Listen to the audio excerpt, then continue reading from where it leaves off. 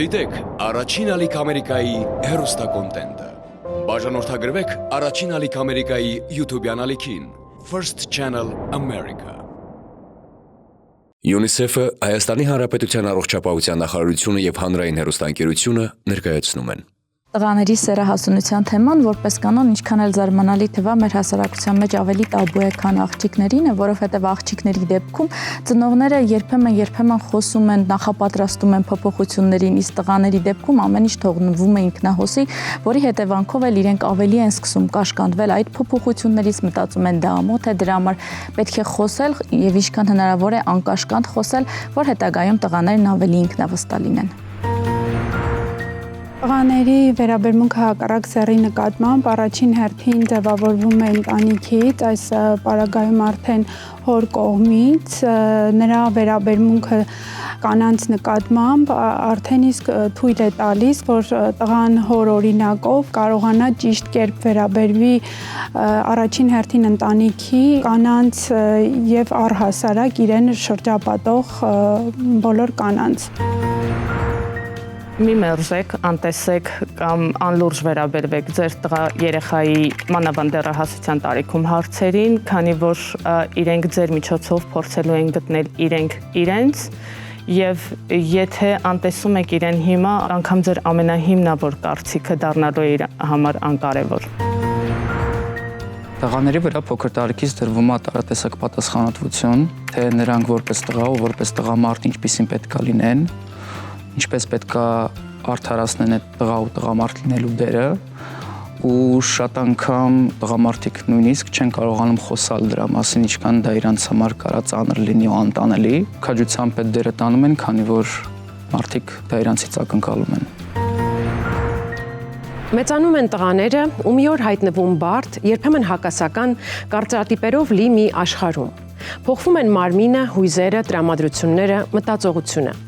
Բայց որքան էլ անհասկանալի ու երբեմն սարսափեցնող լինի այդ ճանապարհը, այն բնական է։ Իսկ մենք ծնողներս հաճախ նախընտրվում ենք լռել, չենք հարցնում, չենք բացատրում, չենք լսում։ Թերևս դա էլ պատճառներից մեկն է, որ այդ ճանապարհը վերածվում է փակուղու։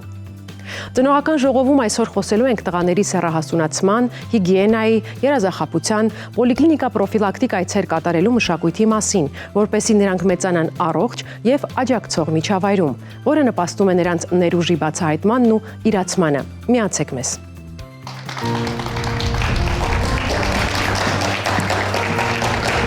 Բարև ձեզ հարգելի ծնողներ, շնորհակալություն, որ այսօր ծնողական ժողովում եք։ Ուզում եմ քննարկումը գեղամ ձեզ հետ սկսենք։ Փորձեք հիշել ձեզ դեռահասության տարիքում, որոնք էին ձեր գլխավոր անհանգստությունները այն շրջանում, երբ սկսվում է արդեն ֆիզիոլոգիայի, հորմոնալ փոփոխություններ, երբ երեկվա տղուկը վերածվում է արդեն ապագա տղամարդու։ Երևի հիմնական դժվարությունն ու անհանգստությունը նրանում էր, որ երբ որ սկսվել էր սեռահասունացումը ինձ մոտ որպես դեռահաս, կուզենայի ես ամեն ինչի մասին օրինակի համար խոսալ հորս հետ կամ այլ մի ինչ-որ մի նշանակալի մեծահասակի, որը տղամարդ կլիներ, որը կկարողանար ինչ-որ մի հարցերին պատասխանել, բայց ինչը վերաբերում էր մասնավորապես սեռահասունացմանը, դրա վերաբերյալ կարծես թե հիմնականում տեղեկատվություն չկար, տրվող ոնց որ այդ տղամարդկանց կողմից ու ցավոք սրտի հիմնական ոնց որ աղբյուրը կայանում էր համացանցը համապատասխան մեծահասակների համար նախատեսված նյութերը, որպեսզի ինչ-որ մի ձև կարողանալ հասկանալ այս ամեն ինչը ինչ է, ոնց է տղամարդու մոտ, ինչ կա, ինչ չկա։ Լարվածություն կար սրա վերաբերյալ, մինչև որ ամեն մեկս ինչ-որ մի ձև ոնց որ մեր ծնողները ժամանակին ասում են, դե բոլորս է մեծացել ենք, մարդ դարել ենք, հա, մենք էլ ենք մեծացել այսպիսի մարդ դարը, բայց որ հիմա հեվեր եմ հիշում, կարիք ունեի դրա մասին խոսալու, նույնիսկ երբեմն նույնիսկ ոչ միայն ես դիմեի, այլ նախաձեռնեին գային առաջարկեին արի խոսանք սրա մասին։ Իրինա, ձեր տղաներից մեկը արդեն մոտեցել է դեռահասության շեմին Եվ արդեն վարդություններ կան, հիմա կպատմեք, մյուսը դեռ փոքր է, 6 տարեկան է, 8 տարեկան։ Ինչ եք կարծում, պետք է արդյոք մի փոքր նախահարցակ լինել եւ օրինակ 6 կամ 8 տարեկանի հետ սկսել ինչ-որ բան խոսել, թե սпасել, որ նա հասունանա բոլոր առումներով ու նոր սկսել զրույցը։ Ես կարծում եմ, որ պետք է սկսել ընդհանրապես շատ փոքր տարիքից խոսել, հենց խոսել սկսում են իրենք իրենց հետ անընդհատ պետք է խոսել, որտեղ եթե գալիս ասում ես դեռահասության շեմին ու նոր ես փորձում նախաձեռնել զրույցներ, արդեն չի ստացվի զրույցի։ Իսկ երբ դուք սովոր եք երկխոսելու, դեռահասության տարիքում երկխոսությունը ավելի բնական է ստացվում եւ ոչ դու հատուկ եկել ես այս դասախոսությունը կարդաս իմ գլխին։ Նույն իմ 8 տարեկան տղան դեռ, չգիտեմ, 6 տարեկանից, 7 տարեկանից կարող է գար հարցներ, թե ինչու ես կարիքներս հոգալիս այսպես եմ օգտվում, իսկ իմ հետի աղջիկ այլ կերպ է օգտվում։ Ինչից է այդ փոփոխ, այսինքն իրենք էին գալիս հարցնում։ Եվ տատիկ պապիկների մոտ նույնիսկ զարմանք է լինում, որ ես շատ պարզ բառերով սկսում էի խոսել, շատ բաց բառերով։ Իրենց մոտ դա սկզբում շոկային էր։ Հետո իրենք էլ սովորեցին, որ հա, ես միշտ պիտի բաց խոսեմ իրենց հետ, պիտի ասեմ, որ որովհետև եւ այլն։ Մենք հասկանում ենք, որ բացի նրանից ինչ մենք կխոսենք մեր երեխայի հետ, ինչ ձևակերպումներով, ինչ բառերով, ինչ հաղորդագրություն կտանք, շատ մեծ ինֆորմացիա կա տանից եւ ընտանիքից դուրս եւ մասնավորապես համացանցում։ Ունեք այդպիսի վախեր, որ համացանցից երեխան կստանա ոչ պատշաճ տեղեկատվություն եւ ինչպես եք փորձում գործ ունենալ այս իրավիճակի հետ։ Միանշանակ կա նման վախեր, թե տղայի թե աղջկա պարագայում հիմա այդ վախերը առավելագույնին են հասել, որովհետև յուրաքանչյուր ունի իր հեռախոսը, իր անձնական տարածքը, ու ես իմ մոտ այսպիսի մի բան եմ մշակել, հետևել իրան մի քիչ հեռվից, բայց ինքը նաև գիտի, որ ես իրան հետևում եմ, բայց հեռվից։ Անկախ նրանից, թե մենք ինչքան խելացի ենք կարծում, որ մեր երեխան կա, բայց թե սոցիալական հարթակներում, թե դրսից եկած ինֆորմացիան մենք չգիտենք, ինքը թեկուզ զուտ փորձի կամ հետաքրքրության համար ինչպես կօգտագործի։ Ամեն դեպքում կարծում եմ, որ հետևել, բայց հեռվից, բայց ոչ ճնշող այդ հայացքով կամ հետապնդում չդառնալ ծնողի հետ հեռվից հետևելը ամեն դեպքում ճիշտ է։ Իրինա, դες համար մի փոքր լրացնեմ հարցը։ Եթե ծնողը նկատում է, որ երեխան հետևում է ինչ-որ էջերի, որոնց բովանդակությունը 18+ է, ձեր կարծիքով ինչպիսին պետք է լինի ծնողի արձագանքը։ Ընդհանրապես նման իրավիճակներում, նման ինչ-որ հարցեր որ տալիս է, որ դեռ իր տարիքի համար մեծ են գուցե, ես այնքան բնական եմ խոսում, ոնց կխոսեմ, չգիտեմ, ատամները լվանալու մասին, որտեվ դա մեր մարմնի էլի մի մասն է, մեր կյանքի առօրյայի մի մասն է։ Ես ինքս չեմ սկսում լարվել, որ ինքը այդ լարվածությունը իրեն չփոխանցվի, մտածի կարող է չպիտի ասեի, փորձում եմ։ Նման պարագաներում մեր Զարմիկը, որը բժիշկ է, ես դիմում եմ իրեն եւ խնդրում եմ, որ գիտես, մենք այսենց հարցերի շուրջ հետաքրքրվածություն ունենք ու կարիք կա նուրբ մոտեցում այս հարցին եւ հա դա նույնպես նպաստում է որ ճիշտ զարգացում լինի, այսինքն լինի ճիշտ մոտեցում ու սխալ ինֆորմացիայի ընկալում չունենանք։ Ճիշտ մարդուց երեխան ստանա ճիշտ տեղեկատվություն։ Մեզանում այնքան էլ ընդունված չէ խոսել տղաների զգացմունքների ու ապրումների մասին։ Ինչն իհարկե չի նշանակում, թե տղաները չեն ունենում ծանր ապրումներ ու բարդ զգացողություններ։ Ինչն է ամենադժվարը տղամարդ դառնալու ճանապարհին։ Այս հարցով մոտեցել ենք մեր երկրի տարբեր անկյուններում ապրող մարդկանց։ Իսկ հետո խնդրել ենք հոգեբանին վերլուծել կանանց եւ տղամարդկանց պատասխաններում նկատվող օրինաչափությունները։ Հիմնականում ինչ դժվարությունների են բախվում տղաները չափահաս դառնալու ճանապարհին։ Օրգանիզմում տեղի են ունենում շատ կարևոր փոփոխությունները, որոնք արտահայտվում են նաև վիզուալ, երևում են արտաքինից, ու սա շատ երեխաների անհանգստացնում ու վախեցնում է, քանի որ յուրաքանչյուր տղա երեխա չի, ով հասկանում է, որ ինչ կատարվում է իր օրգանիզմում, դա նորմալ է, եւ նրանք ամաչում են զրուցել այս թեմայով իրենց ծնողների հետ ու հարցեր տալ նրանց։ Տղաները երբ արտանում են, իրանց մոտ առաջանում է ցանկություններ, այդ թվում նաև սեռական բնույթի, եւ իրենք չեն հասկանում ինչն է նորմալ եւ ինչն է աննորմալ։ Լինում են դեպքեր եւ այդ տարիքում երեխաները 14-15 տարեկան տղաները չեն հասկանում, որ պետք է հարգել աղջիկա սահմանը եւ եթե ինչ որ բան նույնիսկ չի ստացվում, պետք չի իր հետևից խոսել եւ տարածել ինչ որ կարելի ասել պապասանքներ։ Կարող է հիգիենական ինչ-որ խնդիրներ առաջանալ, հիգիենային չհետևեն, չլողանան շուշուտ, հանրավարտիքներ չփոխել։ Լսում ենք, թե ինչպես են մեծահասակները տարիքով մի փոքր ավելի մեծ երեխաները կամ ընդհանուր միջև նրանց ուսուցիչները սեռական բնույթի ոտնձգություններ կատարում նրանց հանդեպ։ Շատ կարևոր է ծնողների դերը այս հարցը լուծելու համար, որովհետև այս դեպքերի մեծամասնությունը հիմնականում երեխայի ոչ պատշաճ տեղեկացված լինելու հետևանք է։ Խիստ ցանկալի է, որ սեռահասունացման ընթացքում հայրիկները կամ որևէ այլ հեղինակավոր տղամարդ երեխայի համար խոսեն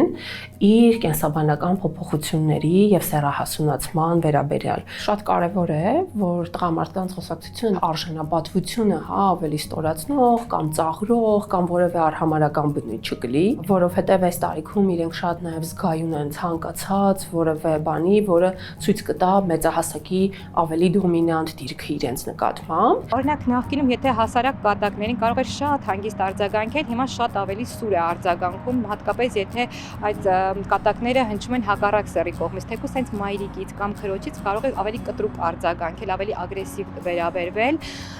ու դնել իր սահմանները։ Շատ հարցեր են առաջանում այս աշխարհը ընկալելու, ընդհանուր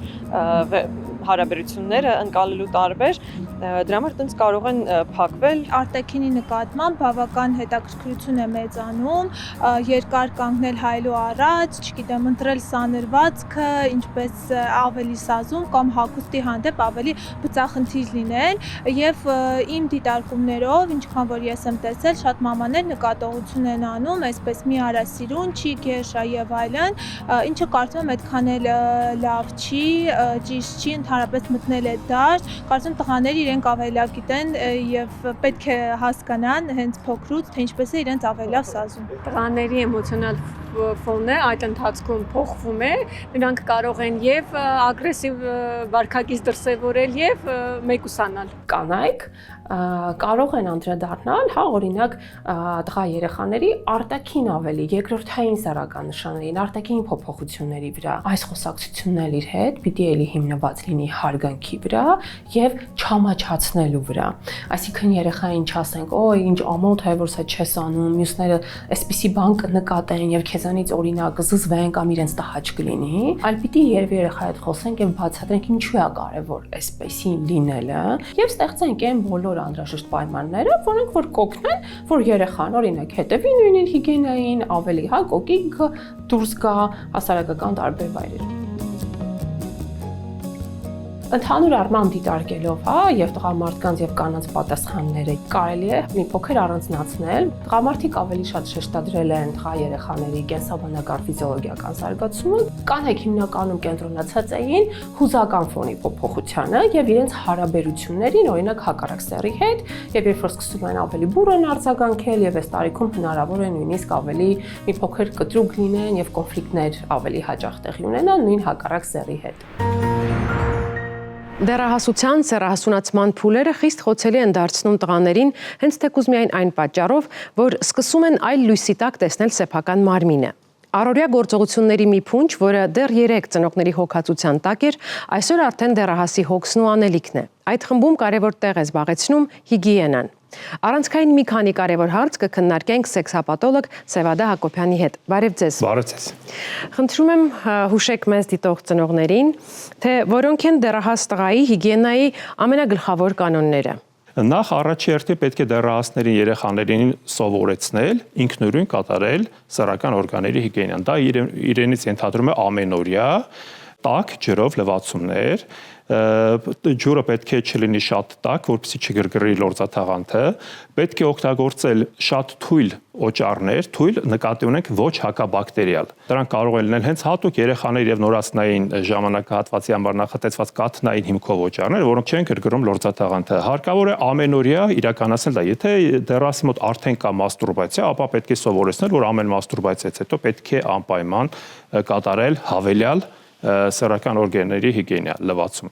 Պետք է անպայման թլիպի մաշկը հետ տանել, որպեսզի դա շարժունություն եւ էլաստիկություն ձեռք բերի, որպեսզի հետագայում ֆիմոզի եւ երևույթներ չառաջանան։ Այնտեղ կուտակվում են նորմային ֆիզիոլոգիական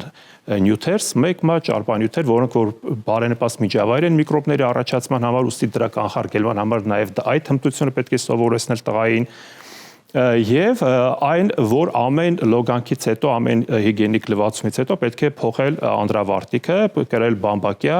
ոչ շատ կիպ, ոչ շատ թույլ անդրավարտիքներ, որը նույնպես կարևոր է նաև արդեն ամորձիների վերարտադրողական առողջության պահպանման առումով։ Բնական է, որ կարևոր է երեխայի զարգացման տարբեր փուլերում բարբերաբար այցելել մանկաբույժի, խորհրդատվություն ստանալ, երբ մեր երեխան արդեն դեռահասության շեմին է, ով է այն մասնագետը, ում դուռը պետք է թակենք եւ տանք հարցեր, այսինքն երեխայի ֆիզիոլոգիական առողջությունը ստուգելու իմաստով, ու նաեւ այս հարցին մի հարց էլ հավելեմ, արդյոք ձեր պրակտիկայում հաճախ են եղել դեպքերը, երբ ծնողները այցելել են ձեզ եւ խնդրել են ձեր աջակցությունը երեխայի հետ սեռահասունացման, սեռական կյանքի մասին խոսելու առումով։ Երբ իրենք գուցե ամաչել են, չեն գտել ճիշտ բառեր կամ իրենք են եղել պակաս տեղեկացված։ Իհարկե ամբողջ այս process-ների ընթացքում ծնողները շատ հաճախ բախվում են այնպիսի երևույթների հետ, որոնք որ իրենց ինֆորմացիան պակասի հետևանքով կամ ամաչկոտության, կաշկանդվածության հետևանքով չեն կարողանում երեխաների հետ համապատասխան զրույցներ ունենալ։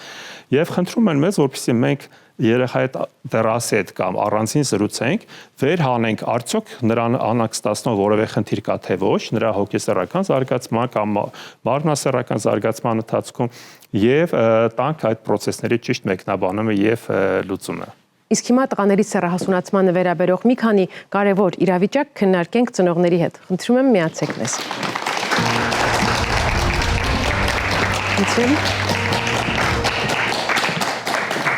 Հարգելի ծնողներ, մենք շարունակում ենք այսօրվա մեր թեման մի փոքր խաղի տեսքով։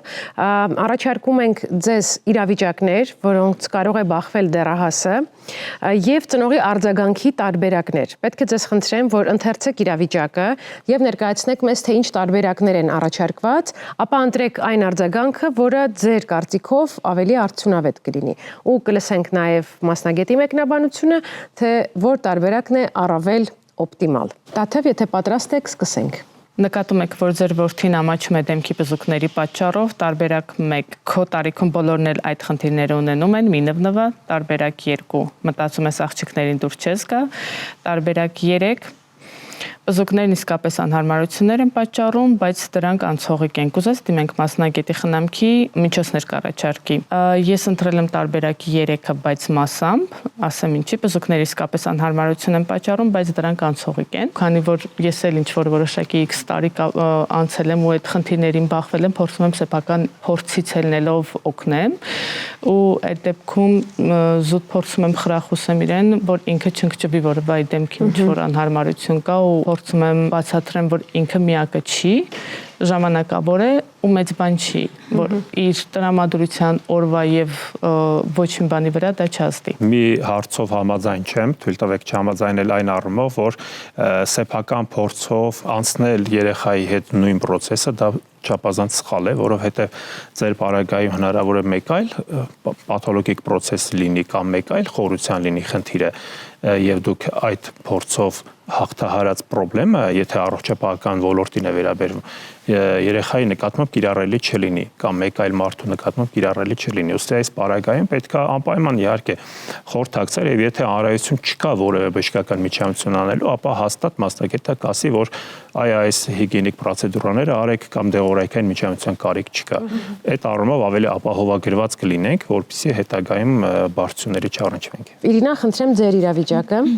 Դուք տեսնում եք, որ ձեր տղան խուսափում է լոգանք ընդունել։ Տարբերակ 1. Ինչքան կարելի է քեզ նույն բանն ասել, վրայիցդ հոտ է գալիս, չես ամաչում, մեծ մարդ ես։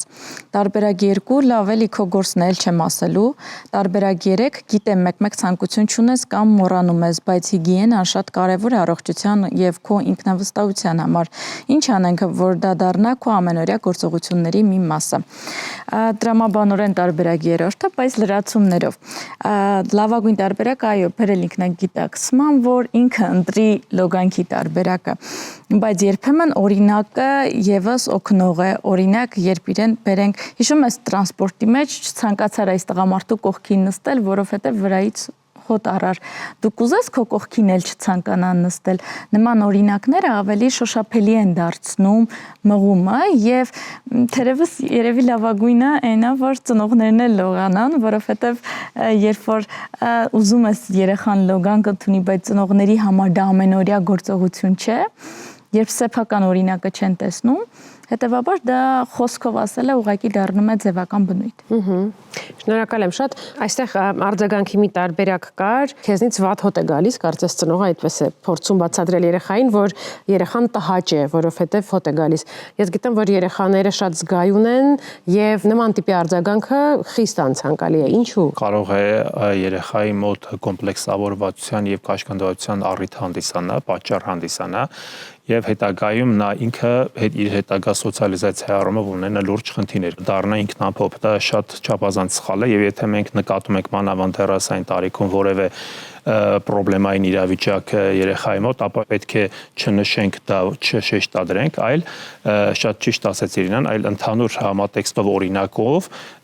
ցուցադրել այնպիսի փոխհարաբերություն, որտեղ որ նա կհասկանա, որ այս խնդրի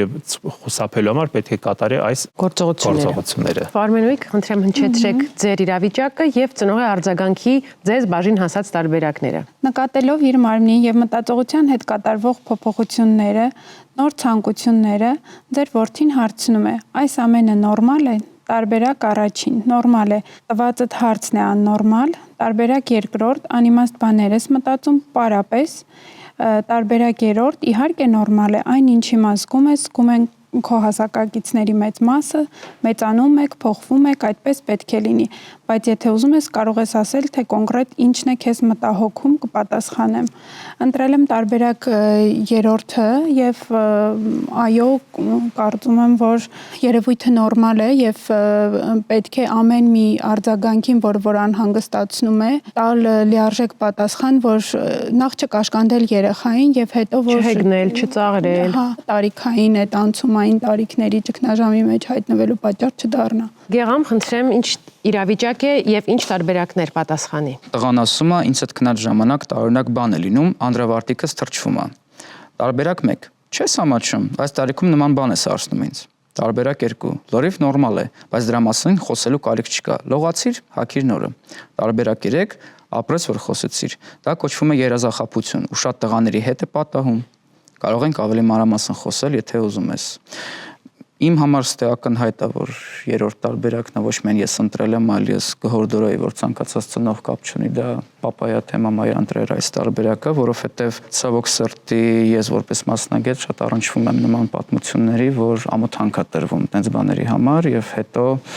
այն տղաները, որոնք գնում են զինվորական ծառայության եւ եթե ունենում են նմանատեսակ օրինակներ ծառայության ժամանակ եւ չիմացության պատճառով ինչ որ մի մարդկանց կողմից կարան ենթարկվեն ծաղրի եւ այլն, իսկ մենք գիտենք թե ինչքան փակ համակարգ է օրինակի համար զինված ուժերը ու այդ ամեն ինչը կարող բավականին մեծ դիսկոմֆորտի ու դիստրեսի պատճառ հանդիսանալ։ Պարոն Հակոբյան, կարծում եմ այստեղ հարկ է բացատրել երևույթը եւ ծնողներին հուշել ճիշտ արձագանքի եղանակը։ Այո, իհարկե,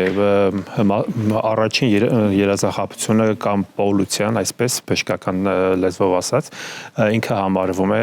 սեռայության մի կարևորագույն փուլ, երբ որ արդեն ավարտված եւ ձևավորված է սերմ առաջացման համակարգը եւ արդեն դա սերմնայողի դուրս գալն է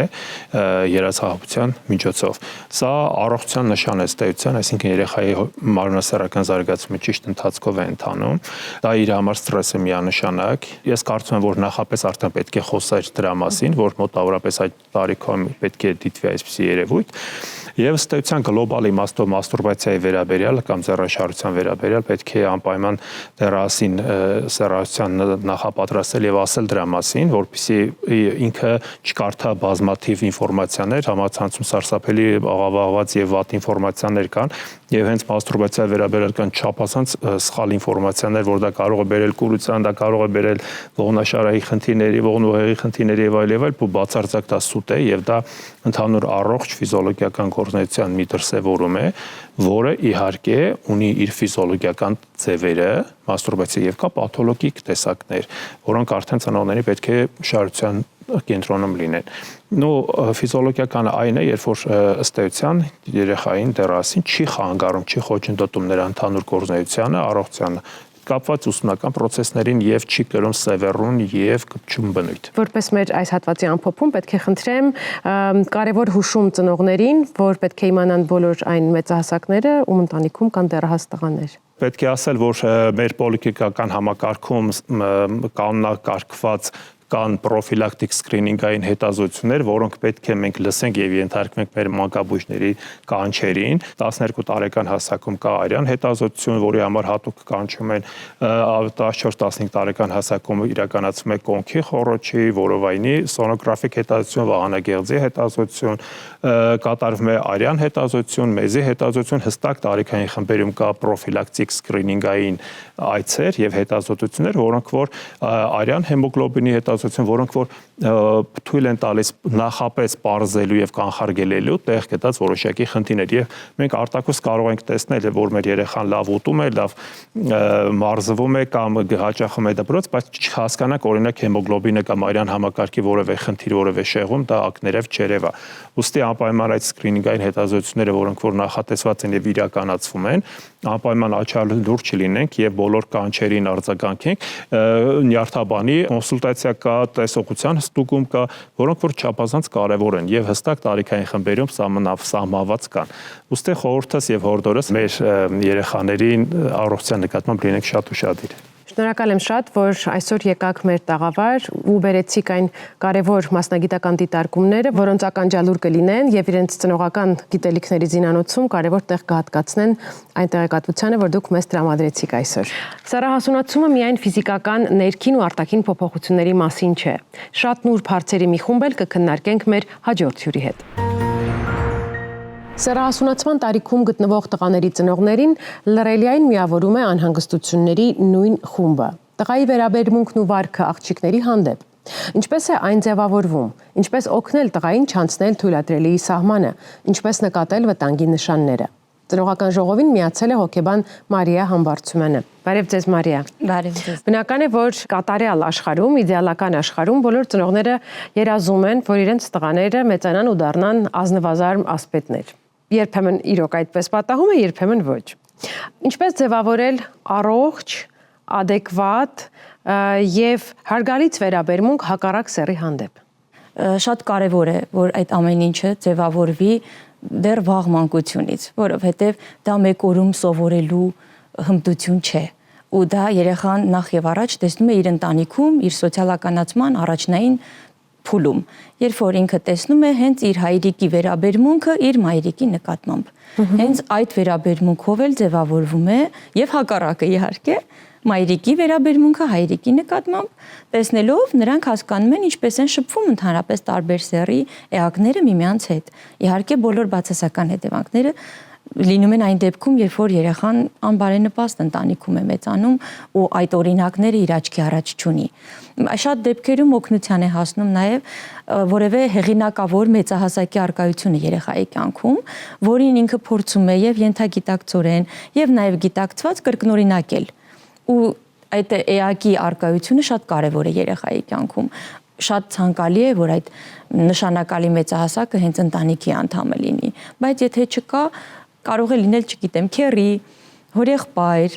մեծ եղբայր, ով իր օրինակով շատ ավելի մեծ դեր կարող է խաղալ երեխայի սոցիալականացման հարցում, հարգալից հարաբերությունների ձևավորման հարցում։ Ինչպես խոսել տղայի հետ ու նաև աղջիկների հետ էլ, դեռ աղջիկների հետ էլ վստահաբար ծնողները պետք է խոսեն այս մասին, ինչպես խոսել սահմանների մասին, սեփական սահմանների եւ դիմացինի սահմանների։ Սահմանների ձևավորումը եւս տեղի է ունենում ընտանիքում ու այդ սահմանների մասին երեխան պատկերացում կազմում է հենց մայրիկի հայրիկի օրինակով, երբ որ ծնողներն են հարգում երեխայի սահմանները, անկախ նրանից, որ նա երեխա է, դեռ փոքրիկ է, ամբողջ պատասխանատվությունը դեռ չի գիտակցում ու կրում, երեխան պետք է զգա, որ ծնողները իրեն հարգալից են վերաբերվում ու ինքը պատասխանատու է իր գործողությունների համար։ Այդ անձնային սահմանները շատ կարևոր են, քանի որ երեխան նաև սովորում է իր անձը պաշտպանել հասարակության տարբեր ոտնձգություններից, հասկանալ ինչն է կարելի եւ ինչը չի կարելի թույլատրելիության սահմանները, գիտակցել, որ ինքը աշխարհում տարբեր տեսակի հարաբերություններ կարող է ունենալ եւ իրեն կարող են տարբեր պահանջներով դիմել ու ինքը իրավունք ունի ասելու թեկուզ այդ պարզ ոչը։ Երեխան պետք է տեսնի իր ընտանիքի օրինակով, որ երբ որ մայրիկին ինչ-որ բան դուր չի գալիս ու նա չի ուզում դա անել, նա հանգիստ կարող է ասել ոչ, ես սա չեմ ուզում, տրամադրություն չունեմ, այսօր լավ չեմ զգում, այսօր ուրիշ բան էի պլանավորել, Այսինքն հենց երեխան տեսնելով նմանակում է ու հասկանում է, որ ինքն էլ կարող է ասել ոչ, ու ամեն հարցով դիմելու դեպքում պարտադիր պետք չէ հավանություն տալու ասել այո, ես դա կանեմ։ Տարիքային այս փուլում մեծ է սխալվելու հավանականությունը։ Ինչ պետք է ծնողները ասեն իրենց երեխային իր ցանկությունների, այդ ցանկություններից բխող անթույլատրելի գործողությունների ու դրանց հետևանքների մասին, ու ինչպես նաև ձևավորել պատասխանատվության զգացում, երբ խոսքը գնում է հակառակ սեռի հետ հարաբերությունների մասին։ Շատ հաճախ ծնողները իրենց երեխաներին դեռահաս տղաներին, աղջիկներին բերում են հոգեբանի մոտ, նաև հենց այդպիսի դրվագների պատճառով, քանի որ երեխաները նախապես պատրաստված չեն եղել եւ հայտնվել են իրենց շփումներում, նաև ռոմանտիկ հարաբերություններում անսպասելի հետևանքների, բախվել են տարբեր խնդիրների հետ եւ առողջական եւ հուզական։ Իհարկե այս ամեն ինչից խուսափելու համար ծնողները կարող են զրույց տանել երեխաների հետ եւ նախապատրաստել նրանց սեռական օրինակ զարգացմանը, սեռական հասունացմանը եւ նաեւ հակառակ սեռի մասին ինֆորմացիա տրամադրեն, չգիտեմ, աղջիկներին, տղաների մասին պատմեն, տղաներին, աղջիկների մասին, նրանց սեռական հասունացման մասին տեղեկացնեն։ Ցանկացած թեմայի մասին կարելի է խոսել եւ դեռահասի, նույնիսկ երեխայի հետ, եւ նա պատրաստ է լսել այդ բոլոր բացատրությունները, եթե դրանք լինում են տարիքին համապատասխան, հակիրճ, բովանդակալից ու սպառիչ ամենակարևորը, քանի որ սպառիչ պատասխաններ ստանալու դեպքում դեռահասը չի փնտրում այդ հարցերը կամ առաջին հերթին չի փնտրում դրսում, հասակակիցների շրջանում կամ համացանցում, որտեղ կարող են ամեն տեսակի տեղեկատվության բախվել, որին դեռ հոգեկանը պատրաստ չի։ Եվ բնականաբար երեխային պատրաստելով այդ թեկուզ հակառակ սեռի հետ հարաբերություններին, մենք առաջին հերթին հենց մեր դեռահասին ենք պաշտպանում։ Մարիա, շնորհակալ եմ շատ, որ այսօր ծնողական ժողովում եք։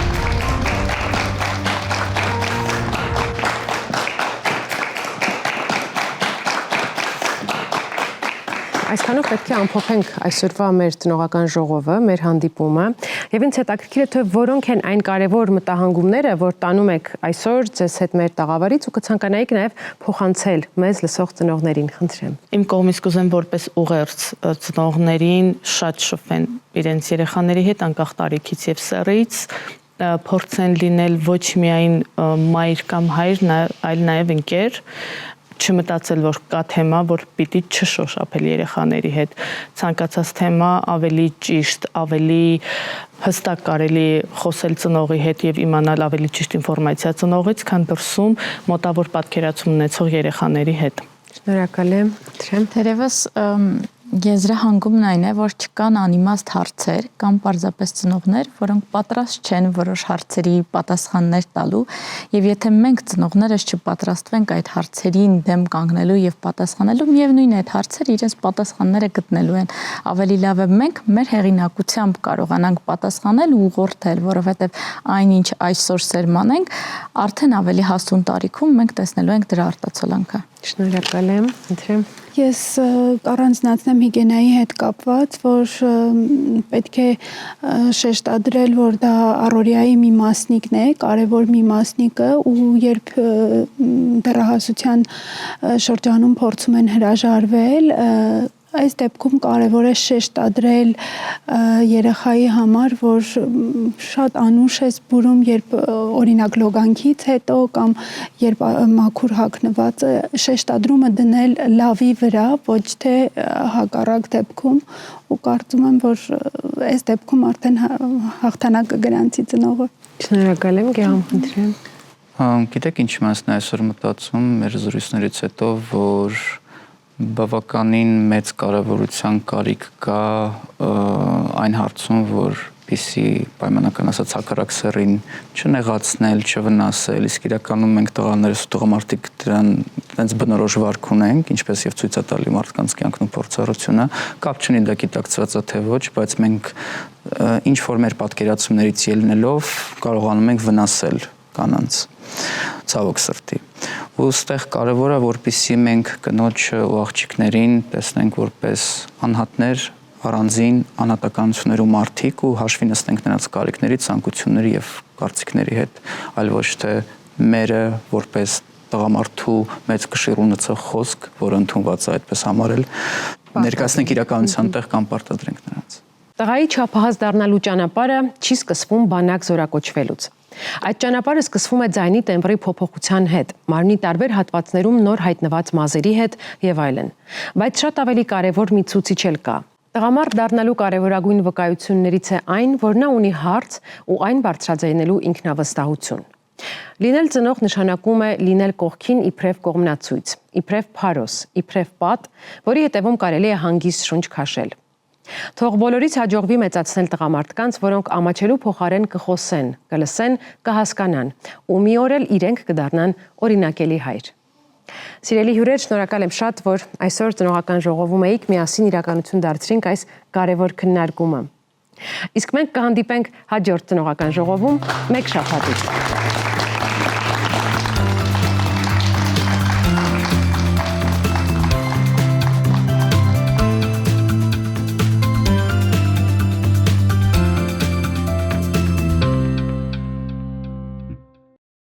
Դիտեք Առաջին ալիք Ամերիկայի հեռուստակոնտենտը։ Բաժանորդագրվեք Առաջին ալիք Ամերիկայի YouTube-յան ալիքին First Channel America։